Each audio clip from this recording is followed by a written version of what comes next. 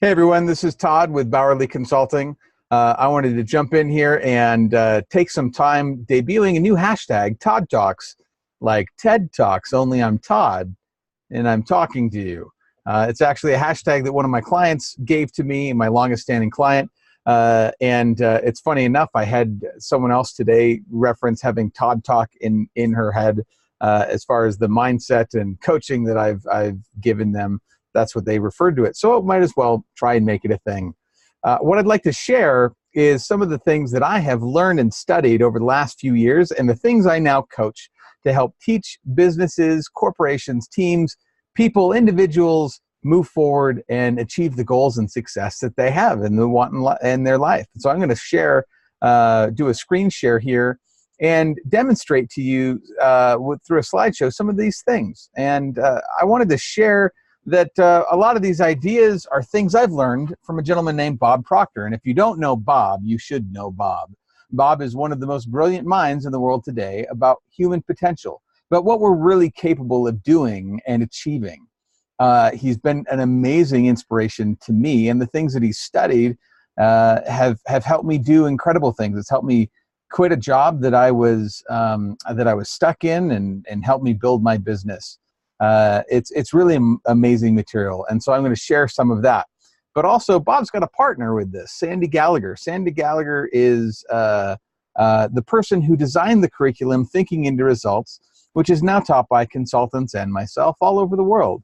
And yes, myself all over the world as well, because of the interwebs and technology. So I do have some clients that are international, which is kind of exciting for me in Utah to say that. My studying of this material started several years ago when I was stuck and I wanted to find a higher gear of success. And in my studies, I've combined my history as well as the things that I've studied into this course of Thinking into Results, and I teach it over a 24-week masterclass. And that's what I want to share with you is some of the ideas that really moved me from where I was at to a huge level of success in my business. So the ideas really all come around from the book Think and Grow Rich. And Bob Proctor was given a copy of Think and Grow Rich in 1961. And he was working as a fireman in Toronto, and he was earning $4,000 a year. He owed $6,000, so if he saved every single thing that he was earning, he still would be in debt. He had a friend give him a copy of this book and said, hey, read this book, it'll change your life. And there's no way he could believe that, but he trusted this gentleman's belief in himself. So he picked up that book and he read through it and studied it, and he studied it every day since for the last 58 years. And the things that he's learned is what I coach and teach, and I want to share some of that with you right now. One of the biggest things is you've got to have a goal, and you need to have a desire. And most of us, when we set goals, there's kind of 3 levels of goal setting, and we usually are stuck with the bottom rung of that goal, and it's hard to move to a higher level. So this is what we call an A-type goal. This is a goal that we already know how to achieve. We've done something similar in the past, and we're just going to replicate it. I think one of the best examples that Bob actually gives in the course of the program is a gentleman that came up to him and said, hey, I want to talk to you about my goal. And Bob says, sure, what's your goal? Well, I'd like to buy a new car. Okay, what kind of car do you want to buy? I want to buy a Pontiac. Okay, well, what kind of car are you driving right now? And he says, I'm driving a Pontiac. Really? You want to drive the same car you're driving now? Well, how long have you had that Pontiac? Oh, for about 4 years. Okay, well, how old's the car? Well, the car's 4 years old. And so with this realization, Bob says, wait a minute, you're telling me that your goal is to get a brand new Pontiac, and you've been driving essentially a brand new Pontiac for the last 4 years. And he says, that's right. Well, the answer here is that this is not a good goal. This is something that people have done, this gentleman specifically has done before. He's never going to grow from it. And growth is the reason we set goals. There's no growth attached to that goal.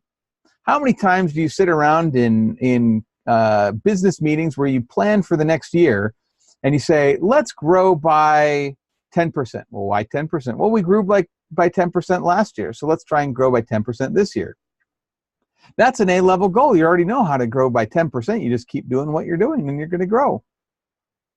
When people realize that there's no growth attached to this, then they move aside and away from that, and they start setting B-type goals. And B-type goals is where you take your reasoning factor, and you start to piece together the resources you see around you in a new and interesting way, maybe a combination you've never done before, and come up with a goal that you think you can accomplish. This is usually what we call stretch measures. Well, we did 10% last year. Let's try and do 15% if we're lucky. Maybe it's more like 12.5% this year. We're trying to reorder resources in a new way. We have a great plan, and if that plan works, we know where that plan will end up. This isn't worth going after either because there's not a lot of growth. You're just using your logic. You're using resources, things you haven't tapped in before. You might have a little bit of growth, but not exponential growth, and that's what I'm all about, is exponential growth. Exponential growth is something big, something you've never gone after before. What about 10xing those results, or taking your annual income, the most you've ever made in a year, and trying to make that your monthly salary goal? That's right, I'm talking about 12 times your current potential. Do you know how to do that? Answer is probably no. If you did, you'd be doing it. Does it sound interesting and exciting? Imagine, what would you do with 12 times your salary?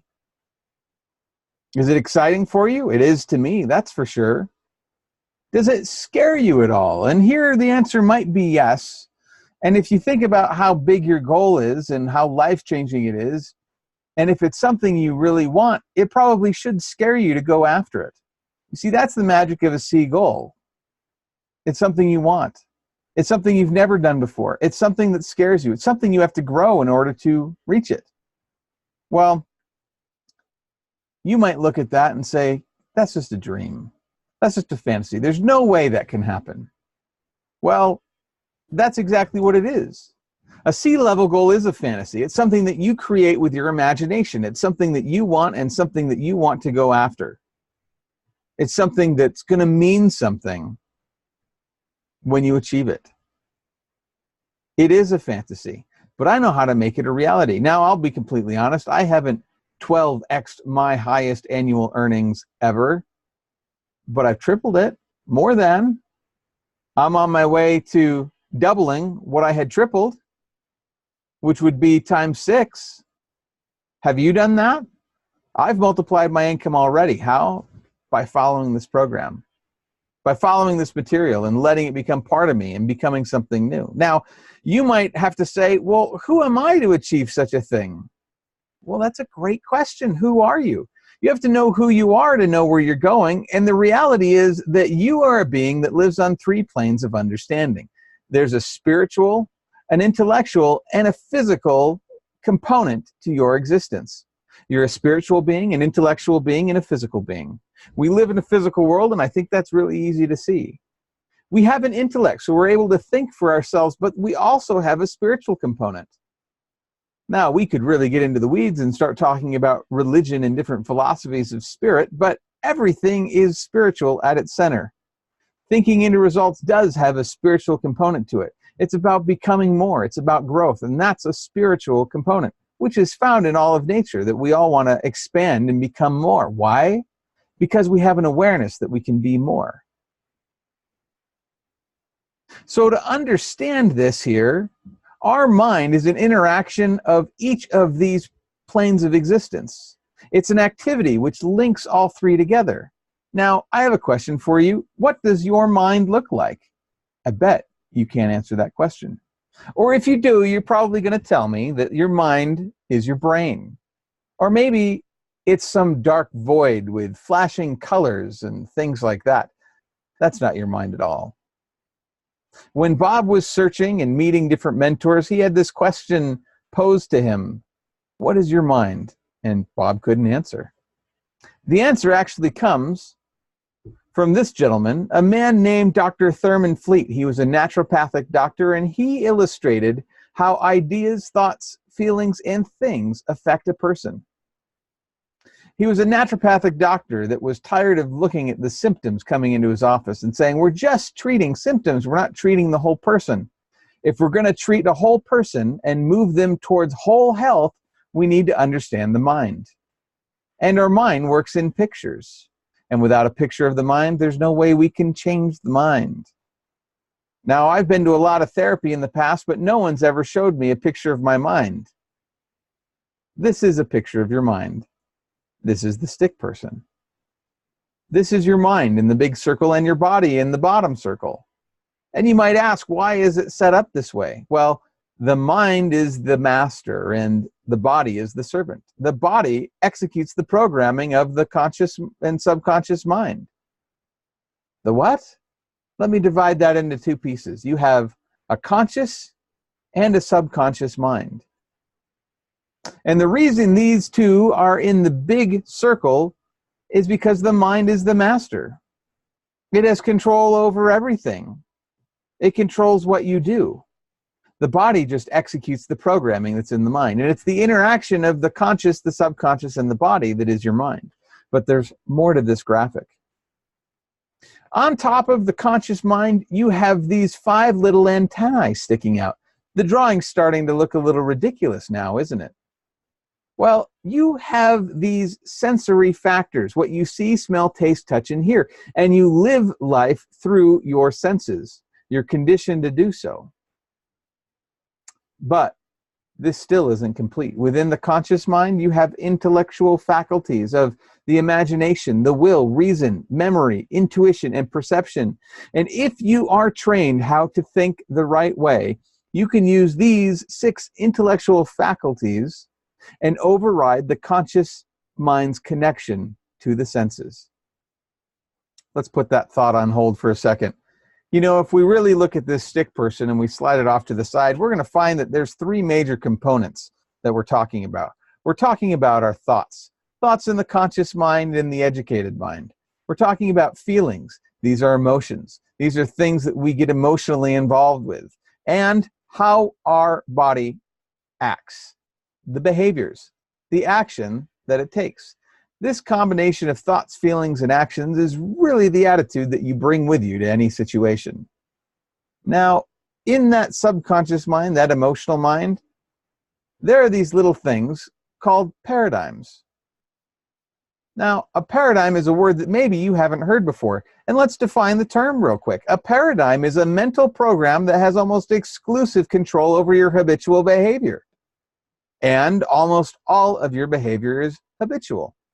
You see, you're not consciously aware of the paradigms that you have, but it controlled how many times you turned off the alarm clock this morning and what leg you put in your pants when you got dressed.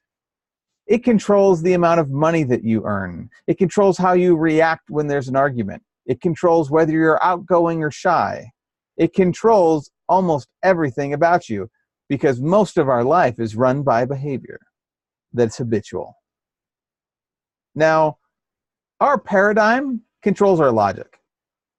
And the logic that we use isn't necessarily truth. The logic can keep us locked in to where we are.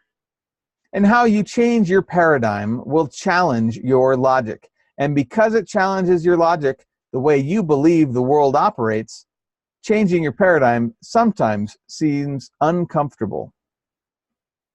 If you don't change your paradigm, you're never going to improve the results that you experience.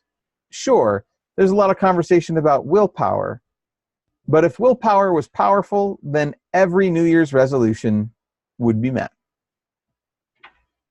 Here's why it's a challenge, and here's why the stick person is important, and understanding paradigms is key.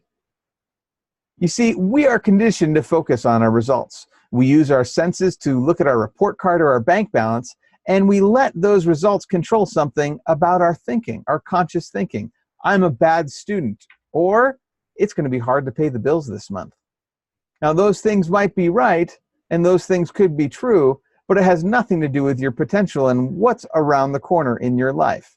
Yet we repeat that kind of thinking and internalize it until it becomes part of our identity, part of our paradigm. This affects our body, and our body is what we act from. And we start acting and doing the same things over and over, and we wonder why our circumstances never change. Why? Because look at this graph. Our thoughts, our emotions or our paradigms, and our actions are all in sync with the results that we currently experience. We have to change that. We have to do something different. We have to focus our energy on the thoughts we choose, like focusing on our goals.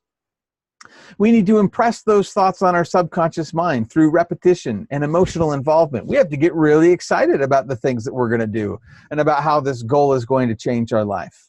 In doing that, we act in a new way, and that action and reaction causes a change in our results. How did we start acting in a different way? I want to back that up just a little bit. How did we start acting in a different way? We started by focusing our thoughts on something different. We started to control our thinking. And what do we use with our thinking to control it? We use our intellectual faculties. Do you know how to really use your intuition? Have you ever thought of strengthening your imagination and creating something new? Willpower isn't what I'm talking about when I say will. I'm talking about your ability to focus and concentrate on your goal. Chances are you didn't even know you had 6 intellectual factors until I just told you, let alone understanding how you can use those intellectual factors to reshape and change a paradigm. Paradigms are everything. Stephen Covey in 7 Habits of Highly Effective People has an entire section devoted to paradigms just before he talks about habit number 1. And you know what? He says it's absolutely critical for you to adopt a new paradigm. But he doesn't tell you how.